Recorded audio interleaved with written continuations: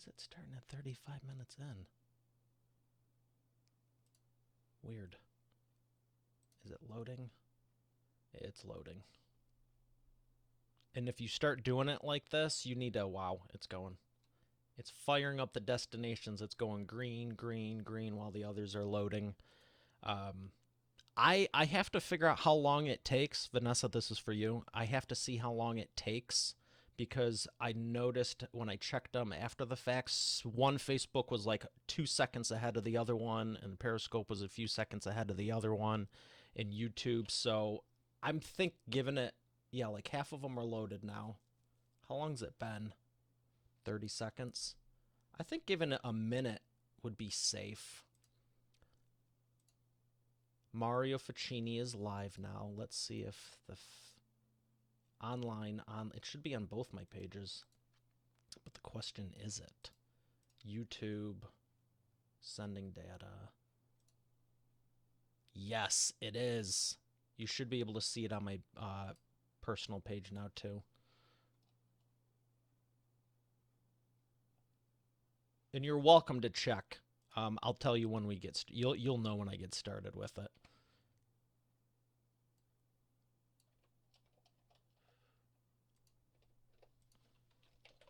Join V-Horn.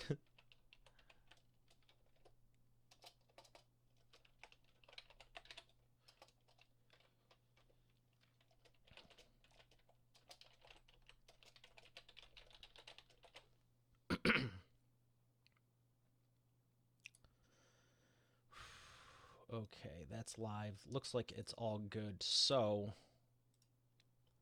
if you're joining me right now live here on, I can't even say here on Facebook, Periscope, and or YouTube, and or wherever the heck else this is going out, welcome. We're going to have another great show. I'm going to keep myself relaxed because I swear there's not 137 moving parts to this.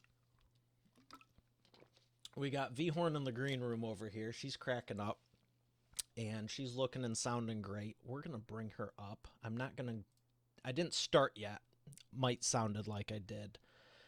But we are letting this spool up. I'm not testing. I've been doing this for the last 10, 12 episodes. But when you're live streaming, if you've ever thought about doing a live stream for your business, for your personal, for whatever, if you're going to one destination, you have to give it time for the signal and the data to be going out. And that's all well and good because I used to just go, hey, Facebook, is this live right now? Because the two things have happened to me over the last 80 plus episodes. One, people aren't paying attention and they're like, this one, we're going live. And then, it's like, hey, look, it's expert and authority. I want to show them to you. And they don't look like that because they're just all zoned out. So I've been coaching them before we get started to smile on camera. So when I cue them up, it's ready to go because you can be live and not know it. That's not always a good thing. You can also think you're live and you're not. So you may just have a killer 20, 25 minute episode and no one saw it because you forget to hit the button. I don't know which one's worse. I've done both. I've done them all and then some. The third thing, which is new, is this whole setup. If you're doing a multi-stream, you need to give it enough time like I'm doing here, and I'm going to check it. It looks like it's live on Twitch, YouTube, Periscope, both Facebooks, LinkedIn. Screw LinkedIn for now. They didn't approve me yet, so whatever. But the application went in, and I'm actually very excited about them. But all I'm saying is when you're doing a live stream, everyone, give it some time. Relax. You might be live. You don't need to start off going, look, I'm on camera. There's a camera going, and look at that. Like, act like you've done it just once before. If you want to act like a nut job at the end, so be it. But everything looks good. So now we're going to, where's my clapboard? Oh, this is killer. Check this out. We're going to do this. It's called cross promotion because I don't have a clapboard, but I need to get a clapboard. One of those things. I guess I already started though. Welcome. Have you ever wanted to make more sales? Have you ever wanted to have a classy sales process? Do you feel like you want to help people and give them a transformation, but you don't want to be salesy? I felt these things. And that's why I reached out to Vanessa, because she helps people do this. She's a speaker, an author, and she's built $1 million businesses. It's very exciting to have It's very exciting for me to have her here because I want to bring her to you. I've known how great she is over the years, and there are so many people out there that sales is such a vital part to business, but people are scared of it for whatever reason. And you really shouldn't be, because I tell people that sales is just serving people. You can't give them a transformation, and you can't serve them until you get them to say yes. And realistically, they're the ones choosing to say yes. I tell my own clients, I tell my prospects right before their clients, I go, I'm not looking for a yes or a no. I'm not looking to force you into a yes or no. I'm just looking for a decision. If you feel this is a good fit, great. If not, no big deal. But she's going to help you, and I'm going to bring her up right after we thank our sponsor.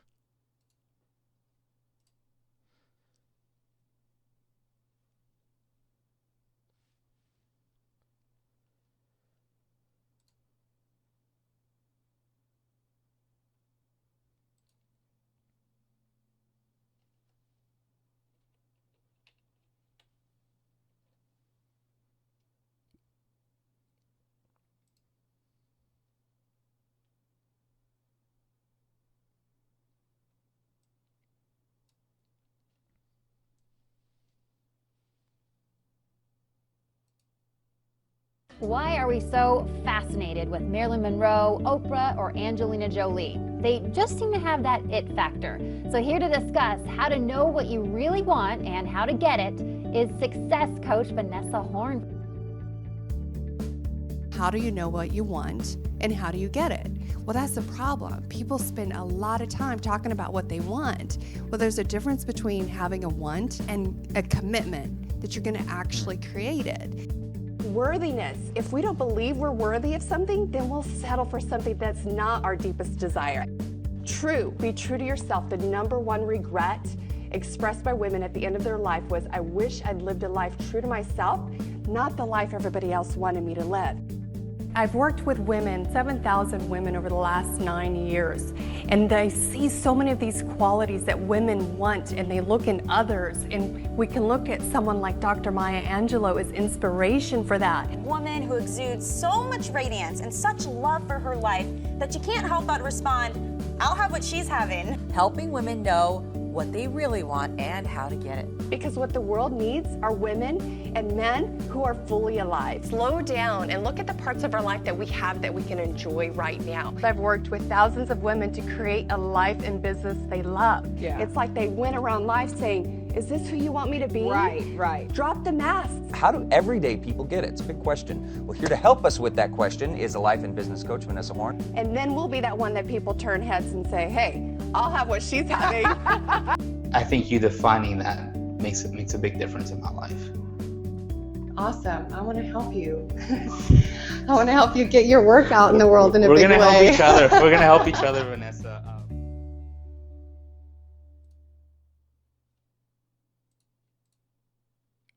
Here she is, ladies and gentlemen, Mrs. Vanessa Horn. Vanessa, how are you doing today? I'm doing awesome. Thank you so much, Mario. It's a pleasure to be here. I'm excited to have you here. I know what you bring to the table, and I know how many people need it. So tell us, what inspired you to start your company? Well, my children are my inspiration. I've had 3 boys, and it was 16 years ago when I was pregnant with my first that I was at a corporate job, and I said, I have got to find a way to have the time freedom, but somehow replace my 6-figure corporate income. And there's brave things that you will do whenever you love your children and you want to be able to be available for them. So I took a very brave step and started my own business. And as they say, the rest is history. Excellent. So tell us, who do you help and how do you help them? Well, my businesses have evolved over the years, but I've always helped entrepreneurs to be able to make more income and really make a difference in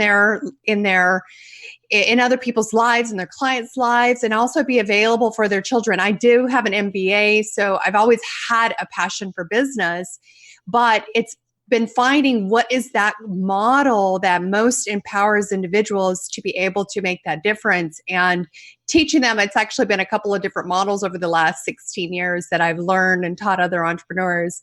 And the current iteration, as you shared in your intro, has been, as I looked at the thread of these last 16 years, what served me most in building and being able to sell multiple businesses in different industries was learning the skill set of sales. And I believe it's one of those areas that as entrepreneurs that we will invest a lot of time and energy and effort in getting masterful at our skill set of whatever it is that we serve clients with. A lot of my clients are service providers. And so what I do is, instead of them hiding and being the best kept secret because they don't have the sales part of their business nailed down, I support them in getting their light out there in a bigger way by solving the sales issue, by acquiring more clients, and especially acquiring more clients online, and being able to sell more of their premium priced programs and services.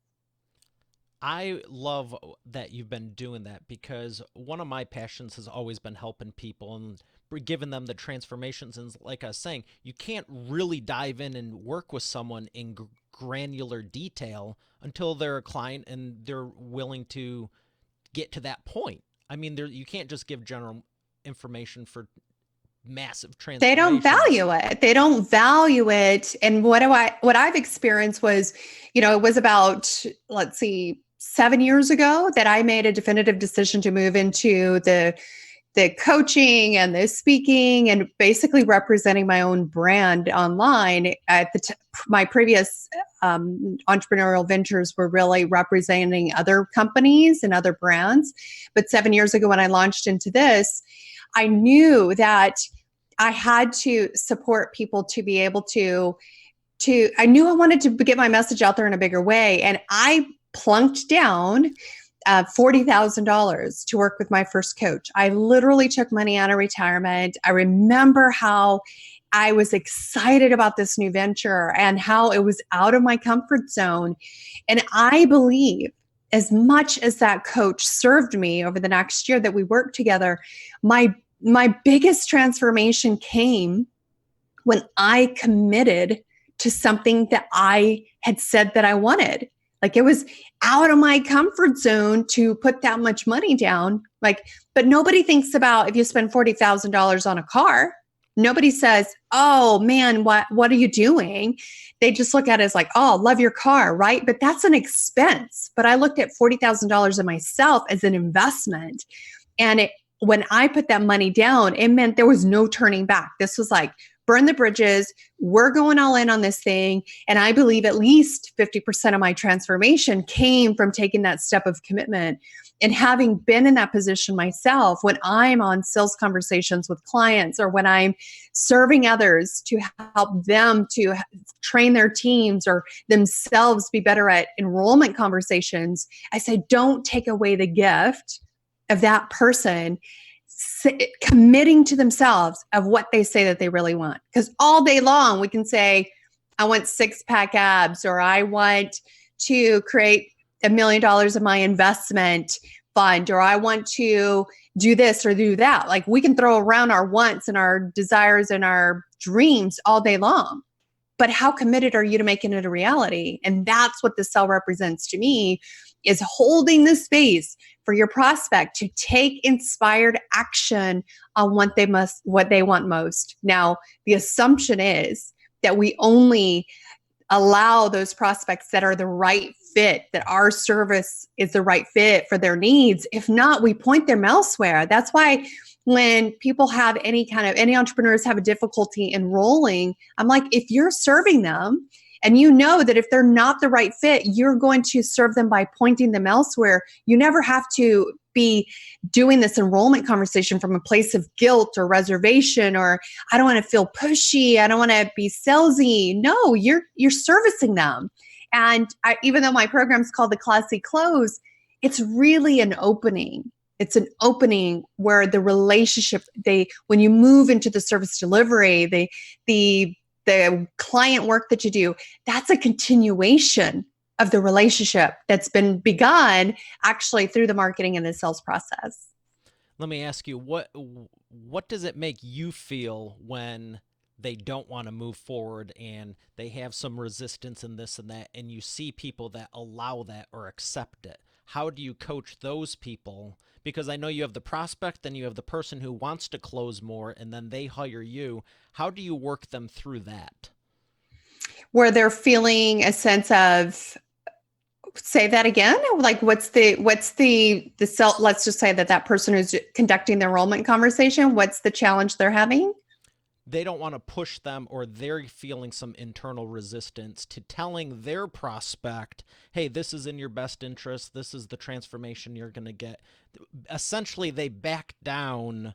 They do everything to get them right to the end, and then they start backing down, backpedaling, whatever you want to call it. Yeah, it's fascinating because there's one of my clients, because my company does done for you sales. So not only do we train on sales, but we're in the trenches doing the sales calls as well. And I was just listening to one of our new clients I was listening to one of their salesperson's previous calls. This person's no longer with them because their conversion rate was pretty low. And I listened to this critical point in the conversation where he said, where I could tell he was backing down. And he said, don't worry, I'll send you all these details by email. And I thought, he just lost the sale. He just lost the sale. He was backing down and he thought, well, you know what? I'll hide behind my computer. I'll send the details in an email and hopefully they'll come back and be a sale. They won't. And it wasn't actually the prospect that was saying no. It was the salesperson who was backing down for whatever might have been going on internally. I think part of what we sense in enrollment conversations is like, I don't want to be pushy. Now, this is where I believe that we become congruent inside of ourselves, so we never feel that feeling. I look at my role to understand how urgent is this issue for this client or this prospect, right? Because they haven't been enrolled yet. I listen. I find out what's the pain that they're experiencing by not getting this solved. I'll even play devil's advocate because the most general choice that somebody will choose if they don't enroll in working with you is status quo. Because an object at rest will stay at rest unless acted upon by an outside force. An object in motion will stay in motion unless acted upon by an outside force. Inertia is very real in people's lives. So most people will choose what is comfortable and what they've always been doing. So I've got to understand how painful is their current reality. Is it enough for them to make a change? But from a devil's advocate perspective, I may even push back and say, can I just play devil's advocate for a moment? And I'll say, why not just keep doing what you're doing? I'll listen for how urgent is this for them to solve it. Where the sense of pushiness comes in is where my sense of urgency is higher than theirs. But if they truly are not happy with their situation and they want it to change, my act of service is to help them be courageous enough to take action on the unknown rather than staying in the ambiguous state of what is comfortable and what is status quo, when status quo is not serving them. So if a salesperson or somebody who's doing the enrollment conversation can just honor is a big part of my philosophy in sales, which is like my role is to serve you. Are you ready to change this situation in your life? Are you ready once and for all for this to be changed? If it is, then it's my duty to serve you in committing to yourself to take action on this. If you're not ready, that's okay too. because I know that they may be ready a little bit longer down the road. And I can't tell you how many conversations I've had in sales where the person thanks me for the way that the call has been conducted and how they feel a sense of honor. Not that I've backed down, but I've truly honored and brought to the forefront what is going on in a truthful and honoring manner, in a very sacred manner. I consider it a real honor when I'm finding out from somebody like what would change in your life if you got this that you want. What would really change? Like, what are you not enjoying in your life or in your business that would allow you to have? And when they tell me things like, I have not put my daughters to bed over the last 2 years, or when a woman says, I just married my new husband a year ago and he's been begging me to go to the golf course with him in the driving range, and I keep rejecting his desires to do that. And every time at the dinner table, I'm looking at my phone. Or when a husband says, I've been promising my wife a house on the Gold Coast for the last 10 years that we've been married, and we've never made that a reality. When they tell me like what it's really costing them and what it's really affecting them, I consider it an honor. Like it's a treasured moment that they've opened up their heart to me and told me what is really going on. And so therefore, I can serve them in knowing, like, are you ready? Like, let's solve this once and for all and move forward. Or for them to not. And that's where I get thanked, because people will say like, Vanessa, thank you for enrolling me in such a way that was just amazing. And I feel amazing. And I know that even if they're a no now, that they will remember the way that they felt in that enrollment conversation and that they could come back later. So I'm not attached to the timing. I'm attached to them getting what they really, really want. And if they're ready for it, I am not going to be the one who backs down and prevents them from taking action on it. And you shouldn't. You shouldn't. Yeah. No one should. I just got to say that was powerful. Seriously, I'm like, I got to ask you though, with all the people you've helped over the years, who has been your biggest transformation so far? I've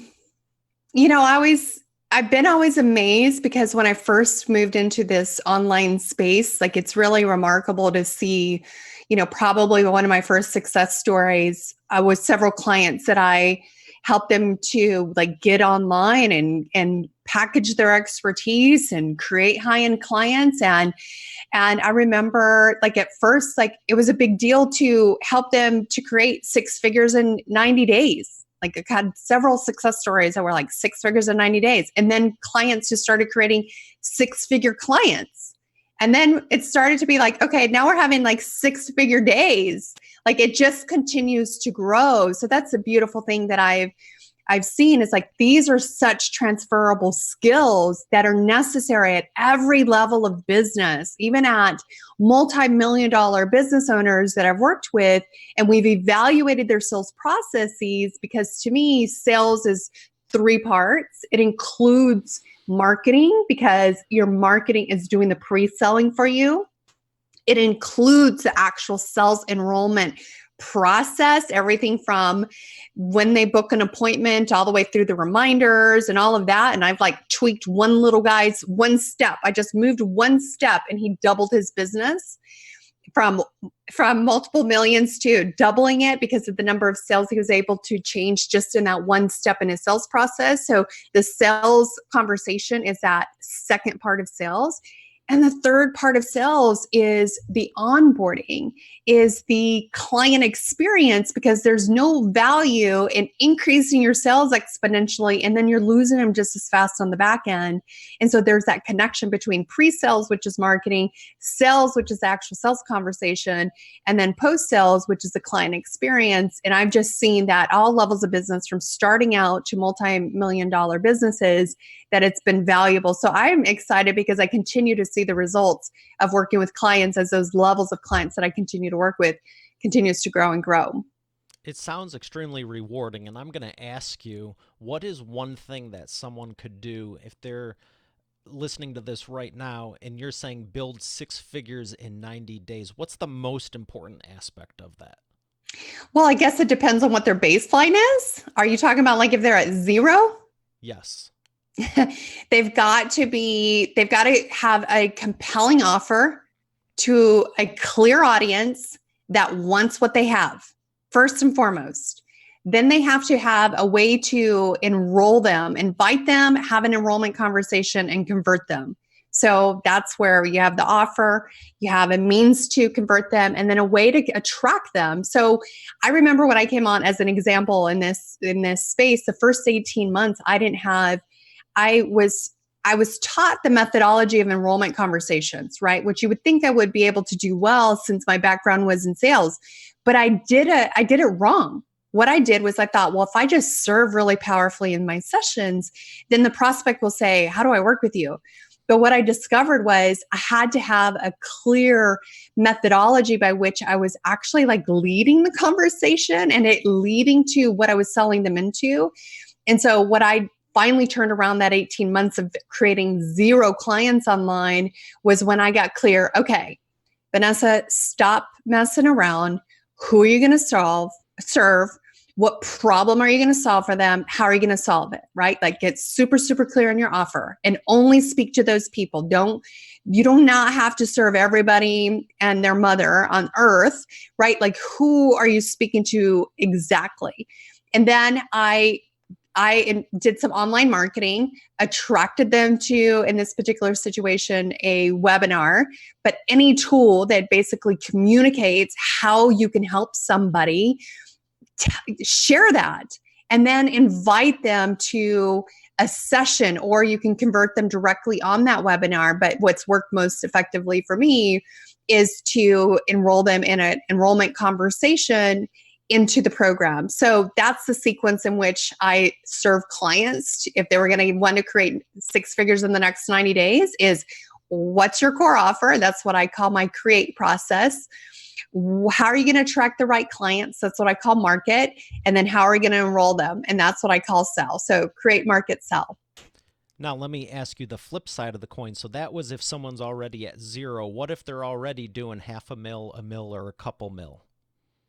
What I've seen in most cases that people have overcomplicated their business. My philosophy is have 1, 2 at the most core offers that you are scaling. And what I find is too many people are like, I'm feeling this, I'm feeling this, I'm feeling this. The question is like, if I had a dozen clients right now ready to pay you between $3,000 to $100,000 each, what would you sell them into? If you say, well, it could be this, it could be this, it could be this, it could be this, you have too many offers. You've overcomplicated your business. What happens when you have multiple offers in a scenario like that? In most cases, they're not set up like an ascension model. So instead, you have a marketing funnel to this one, a marketing funnel to the second one, a marketing funnel to the third, a marketing funnel to the fourth, and now you've just overcomplicated your business. So my most of the times when I'm working with multiple 6-figure, $1 million, multi-million-dollar businesses, it's looking at, okay, how can we simplify? And where is the biggest leak in your sales process where you're losing sales? And we solve that first.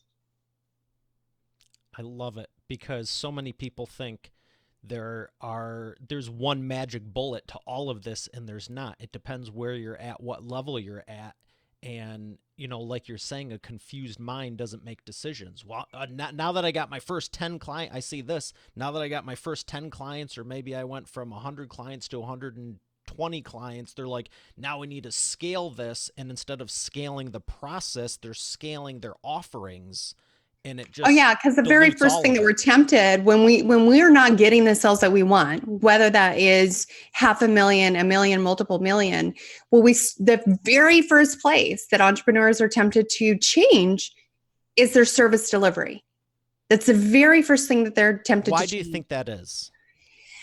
I think it's because, truthfully, in most cases, at least entrepreneurs that I serve who are service providers who generally are privately, like their personal brand, who they are personally is tied to the business. It's their expertise that they're walking clients through. I think because there is a certain element in those cases, different than a product-based business, or let's say like a SaaS company, there's a certain element of like their identity is tied into the service delivery. And it's also like probably what drove them into business in the first place, to be an entrepreneur. It's like, I want to help more people. I want to coach people. I want to help them have this transformation. So when something's not working, we think, well, I need to go change this. I need to go change the offer, or I need to go change how I serve clients, or let me hire more coaches, or let me do this or do that. When in reality, I always say like reserve your creativity for the marketing side of things, because then you don't have to change your offer. Because every time you change your offer, it affects the quadrants of sales, marketing, admin, and service delivery. Meanwhile, if you just focus on your sales or your marketing, wherever your weakest link is, and to me, it is all sales, then you can identify, okay, like that one client who came to me and he paid me a substantial sum for a 2-day VIP day. And he said, Vanessa, I want you to help me rewrite my webinar. And I was like, okay. I sat down with him. I evaluated all his metrics. And I was like, I want to know all the details, these metrics from each one of your webinars. He had never looked at it. He had never evaluated the metrics. He had done hundreds of webinars. And I was like, this one right here is a winner. These are amazing metrics. I want you to put this one on Evergreen. And I go, but meanwhile, you have this step in your sales process where you're asking them for all this financial information. He happened to work with helping people to basically pay down their debt. And he was asking them for all this financial information before they would get on a call with him. And so when we looked at his sales process, his show up rate was so low because under 20%. It was a substantial. What's that? Under 20%. No, it was higher than that. But I was like, dude, we need to like ask for the financial stuff like after you've sold them in. Okay. And so we just tweaked that little thing. And he went from selling multiple programs in a single week, which were at $6,000 price point, to doubling it. He doubled it with that tiny tweak. So the thing that we sometimes think is the issue, where he's like, Vanessa, rewrite my webinar. I'm like, the webinar is not the problem. It's this part of your enrollment conversation and your sequence that you have here. Let's change it. And it ended up being like one tiny tweak doubled his business. So that's what I like to look at, is like, let the numbers talk to us and give us feedback of where's the weakest link in this chain. And let's solve that problem first. Do you feel that entrepreneurs forget they're talking to people sometimes and get so caught up with the tech and the metrics and this and that, they just I don't think anybody looks at metrics. I mean, well, that's the other side of it. But I mean, when you're going through the process, there's people that, like you're saying, well, I want all these questions, and I know why he's doing that, because you want to have the most productive call you can. But from their perspective, and I've seen it in the financial realm where it's like, hey, you want to have an introductory free call, and it's got longer form than the hospital does. And it's like, you do realize you just put a wall, like, think where that person's at. That's it's fascinating, right? To get into the psychology of what has people do what they do. And even when, there's a book called Predictably Irrational that talks about buying habits for people. So like some of the things that we may deem as, that's kind of salesy, isn't it? To put limiters, to say like the first 5 people get this, or what you say, like there's a fast action bonus. Like, aren't those things seem kind of markety? But the truth of the matter is, like, we are wired to be predictably irrational. And there's some of these things that compel us, like a sales price at the store. And we're like, oh, well, I'm going to save this much money, so I should buy it.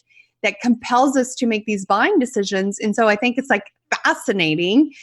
To me, that's part of why I love sales so much, is understanding the psychology of people. Like, what would I do in this situation? Like, I was talking to a girl just before getting on with you, and she's like, Vanessa, my sales are down. What do I do? And I was like, well, who do you serve? And I started digging into, and I'm like, well, are they brick and mortar or are they online businesses? Do they sell products or do they sell services?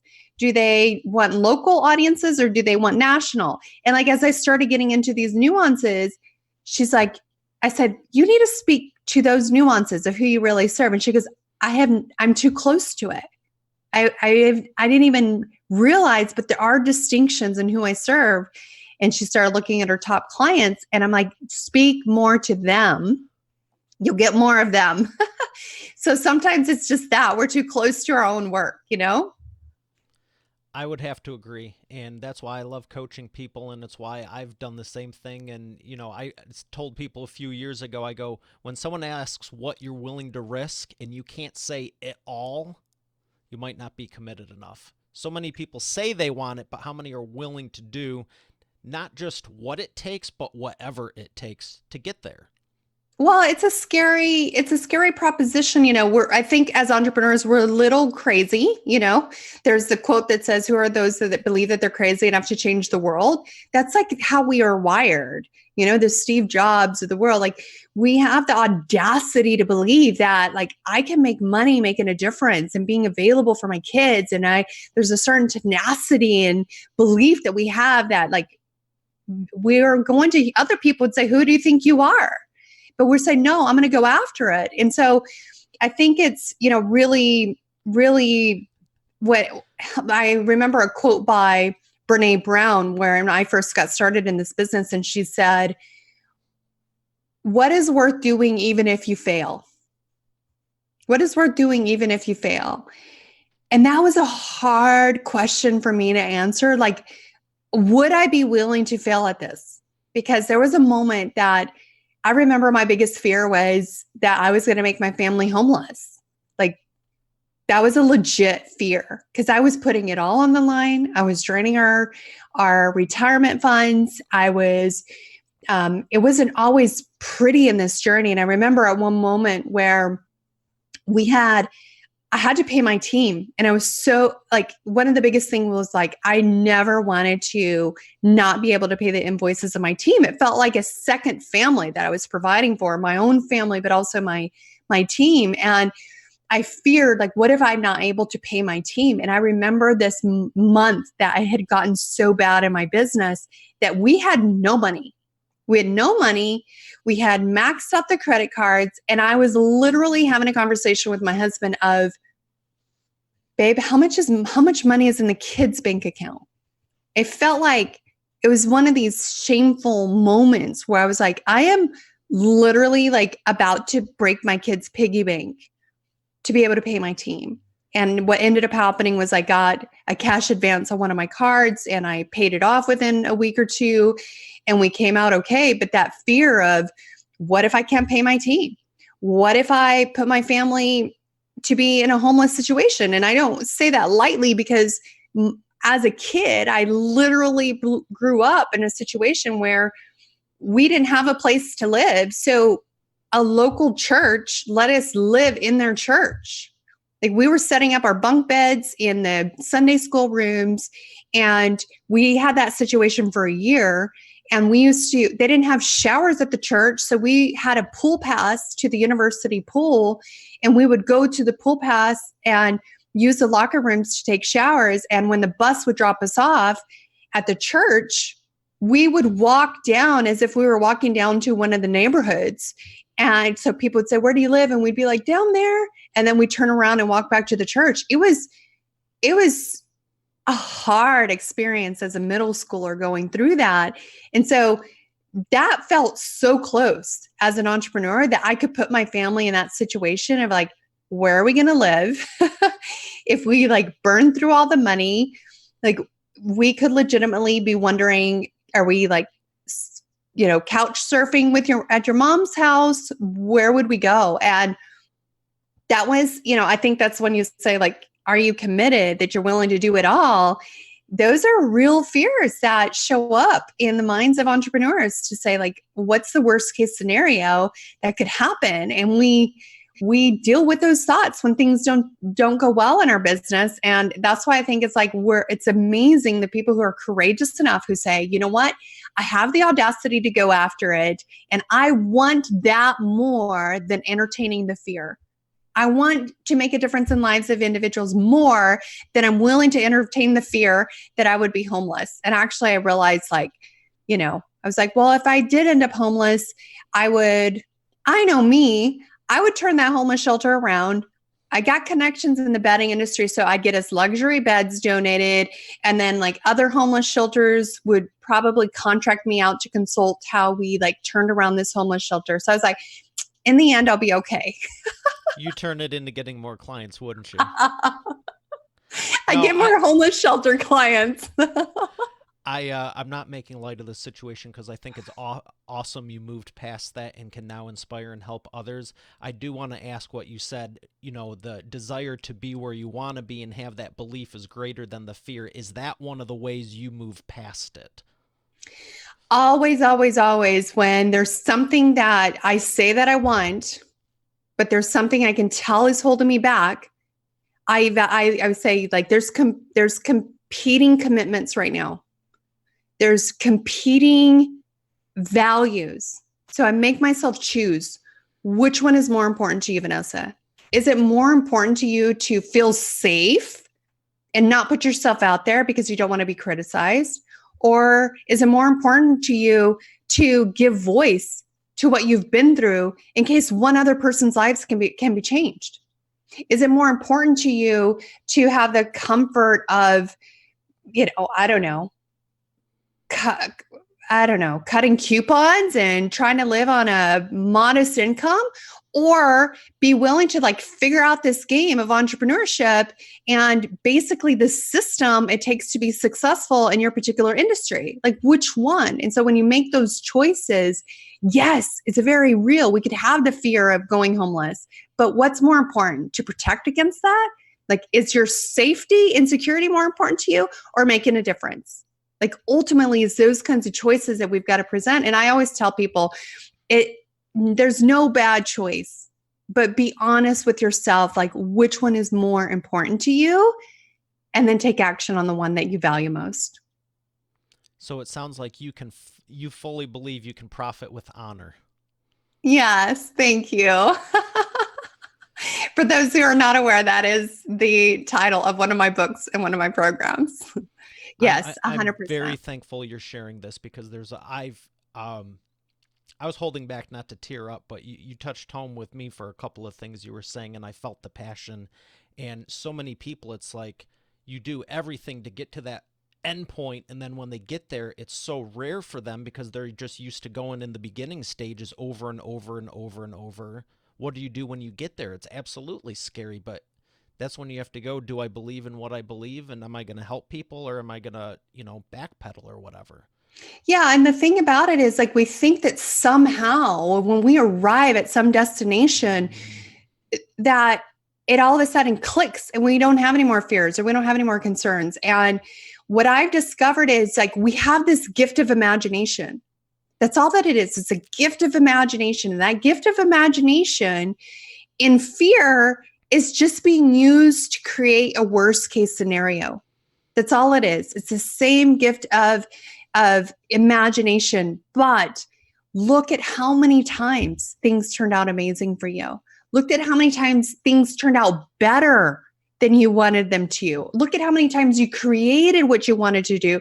And I have people like write down, and I do this for myself. I'll put a list of index cards to collect evidence for my brain that, listen, I have made things happen before that I wanted to. Like, there's no reason that this new thing that I'm going after can't be a reality. It's just new. It's uncomfortable. It's out of my comfort zone. But here's all the evidence that I have for my brain to be reminded, like, you can do this. You've done scary things in the past. And it just is that sense of courage, because I can't tell you, there's been many times I've built my businesses to multiple millions. And the crazy fear that shows up there is, what if it all goes away? Like, what if it all goes away? You can, like, your imagination can play out like one wrong move and it all comes crumbling down. And so it's just like, it's just being mindful that, okay, our brain is trying to play tricks on us to play safe, but remind your brain of the evidence of things that you've gone after and you've made a reality, or when things maybe turned out not the way that you wanted to, but they turned around for good. There's a certain sense of open-handedness that I have a little bit more in my journey now, being a little bit more mature as an entrepreneur, in my mid 40s at this juncture, where I'm like, okay, it's not all going to happen according to plan, but sometimes even when it doesn't look like it's great, there's usually something amazing. And I always say, okay, why is this happening? What is the insight? What is the shift? Like, I'll be honest, there was a time that I had a very challenging health challenge that I didn't even have the energy to get on the phone and do strategy sessions and do enrollment conversations. Now that's what I love, right? Like, I'm the queen of high-end sales. But what I found was I didn't have the energy to get on the phone and to close the sales. But at the same time, I had to keep my business going. And I remember calling one of my coaches and saying, like, oh my God, what am I going to do? I don't have the energy. This is our revenue goal for the month. I don't have the energy. I don't have my salesperson anymore. And he goes, Vanessa, all I know about you is that every time you're faced with the challenge, you usually come up with an innovative idea. And I remember asking myself that month, I wonder if I can enroll them into this high-end program without doing a session and doing a one-to-many sale to enroll them. And I did. And I did. I figured out a way to get people into a virtual workshop and in essence be able to enroll them without ever having to get on the phone. So I wouldn't have figured out that particular high-end sales tech strategy. Nobody else had ever taught me that. But by being in a state where physically I couldn't even get on the phone, and so my brain was forced to find a new solution. And now that's been a huge blessing in my business. So even when things don't go according to plan, where's the blessing? Where are you being stretched to come up with an innovative solution that you might not have otherwise seen? And so I'm a little bit more open-handed in evaluating, like, okay, this isn't going according to plan. What is supposed to happen now that I might not otherwise have been open to?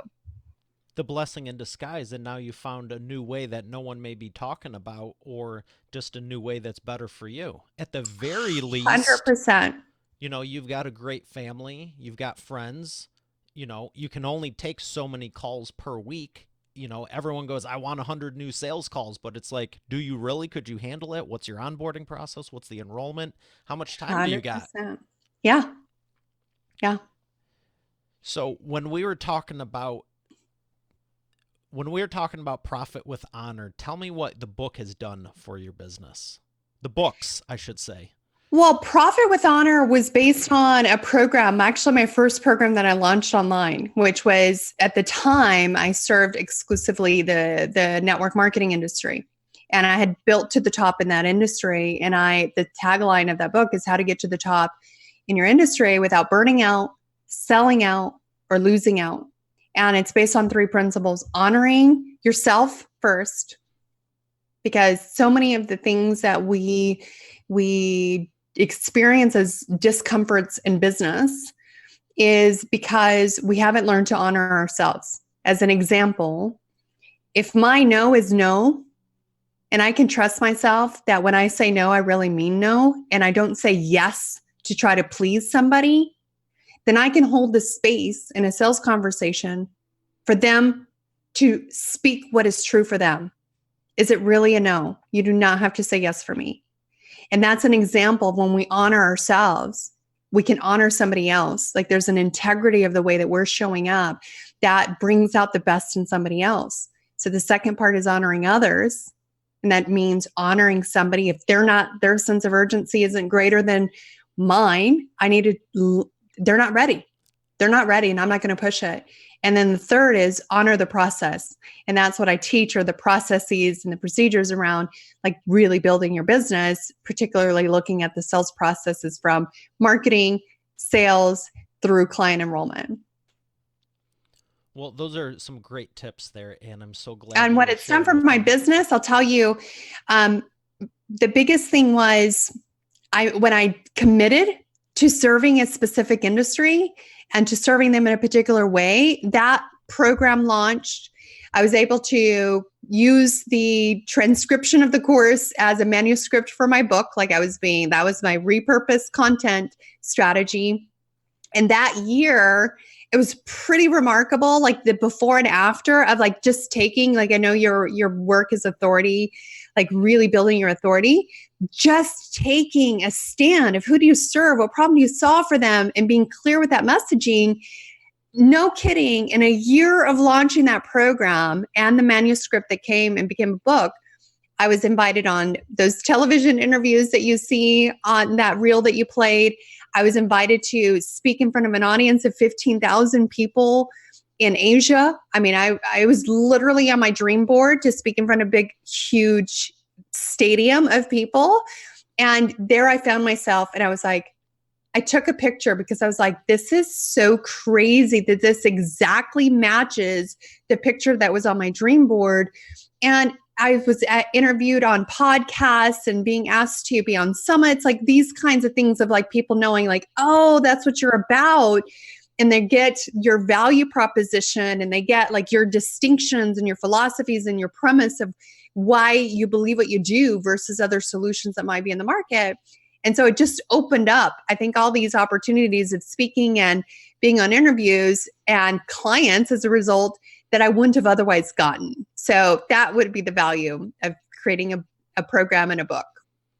What about speaking on stages? I remember when you did that, and I was just so happy for you. What has speaking done for your business? I used to do a ton of speaking. I've done a ton of speaking in my career. In the recent years, I've been more of a homebody, but I'm very selective about the speaking opportunities that I take on now, but I do love it. It's such a high to serve an audience in that way and to meet them up close and personal. It's always one of those things that just expands your career, opens up more speaking opportunities, has people see you as an authority. It's definitely, if that's something you enjoy, or something that you want to learn how to enjoy by getting the right training, it is an amazing way to make a difference in people's lives. I would have never guessed that. You seem so shy. I'm an introvert now. You nailed it, though. You're just being more selective with it.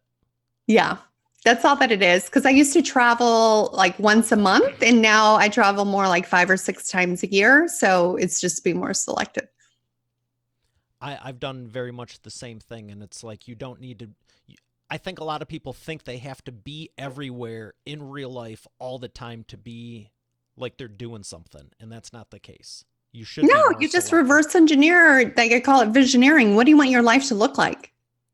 And create that picture and what you say yes to and what you say no to, and how you create your business to support your lifestyle, not the other way around. And say someday, for me, it was very the calendar to me reflects my goals. If it meant I wanted to eat lunch with my kids every Friday, that was on the calendar. If it means I'm going to the gym every morning, it's on the calendar. If it means I'm going to my massage on Friday afternoons, it's on the calendar. So whatever is important to you, put it into your calendar, and how might you build your business around that? I like that. I think a lot more people need to design their life the way they want it and not just accept, oh, here's the way it is. And I'm glad especially as entrepreneurs, because otherwise we'll always be on. It's a little bit more challenging to separate our personal lives from our business. We're thinking about it if we're not careful all the time.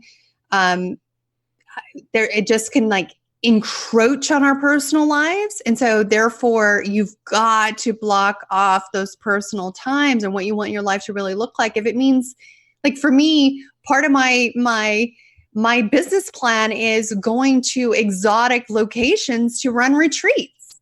I have a high-end sales retreat on the books for the year 2021 in an island off of Spain that is already on the books because that's my goal, but that's the summer that serves my family best. And so it's okay, well, but it's already deposits made. I know the marketing plan, all of that, but it's because that's part of what I want my life and business to look like. Just build it in. I like that.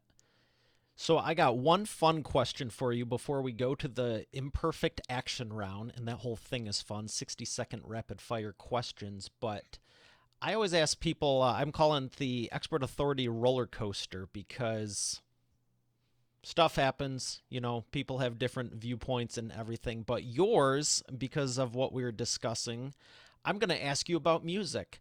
Who is your favorite musician, and who would you love to have a conversation with or play on stage with?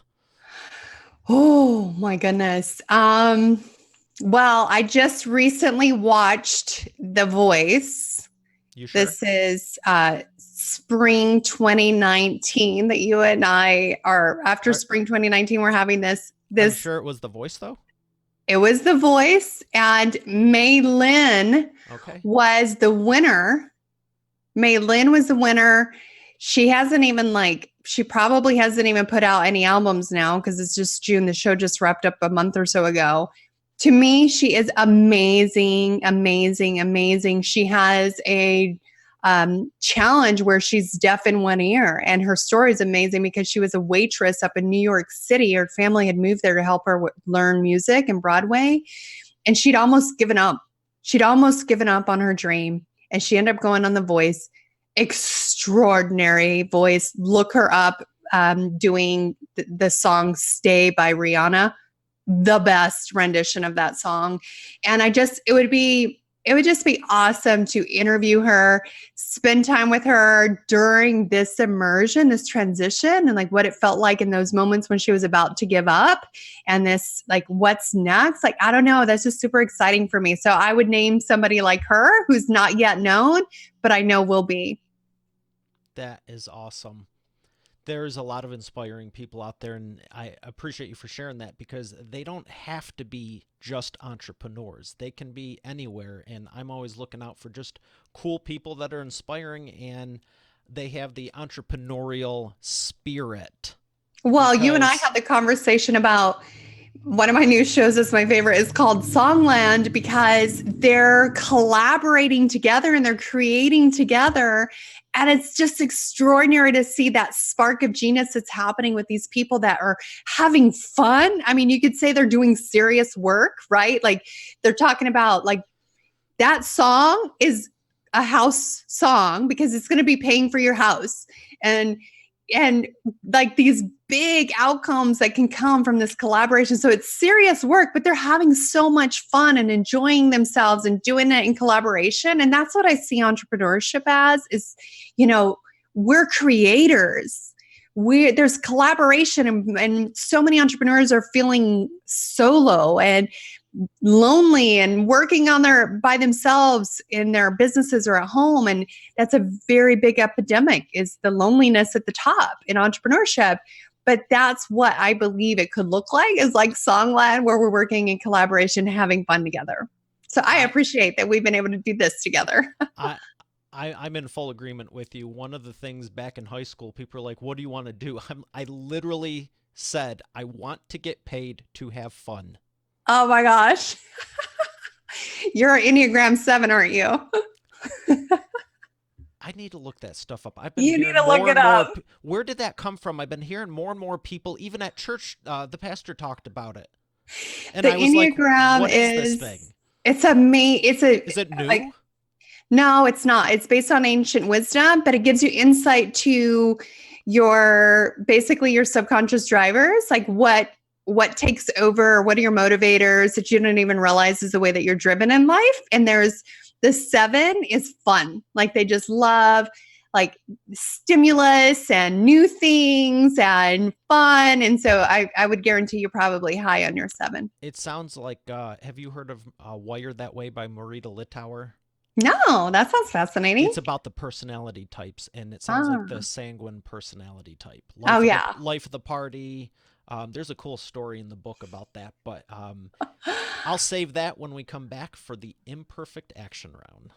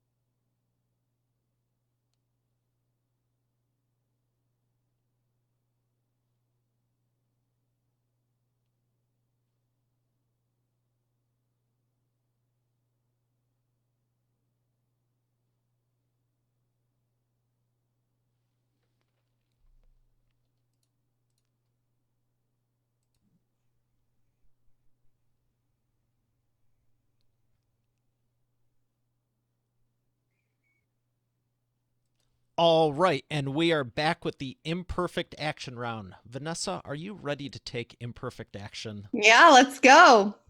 The first question I have for you, 60-second answers or less. What is the fastest path to the cash? Pick up the phone and call somebody you want to work with. I like it. What is the biggest problem you see your prospects making and the fastest way they can change it? Overcomplicating things. Simplify to multiply. Oh, I like that. All right, number 3. And I was smiling when we were talking earlier on because you're going to love this one. What is the best way to maximize customer lifetime value? Have a clear path. When they say yes to your first offer, where are they going next? How are you going to serve them? When are you going to have the renewal conversation? How are you conducting that? What problem are you going to solve in phase 2 of them working with you? And how's that layer upon what you're going to do in phase 1? That just doesn't happen accidentally. But if you spend time intentionally creating that, then you can design that path and it makes it easier for your customers to say yes to continue working with you. I love it. I love it. So the next one is about books. What book has made the biggest impact on your life? Recently, one of the books that's made the biggest impact in my life is a book called Family Wealth. And it's a book by James Hughes Jr. And the reason why was because it talks about wealth being 3 things. The first being obviously the financial, right? Which a lot of us as entrepreneurs were mindful of, like the contribution we're making to our households, or being able to set up for our retirements or businesses that our kids can take over.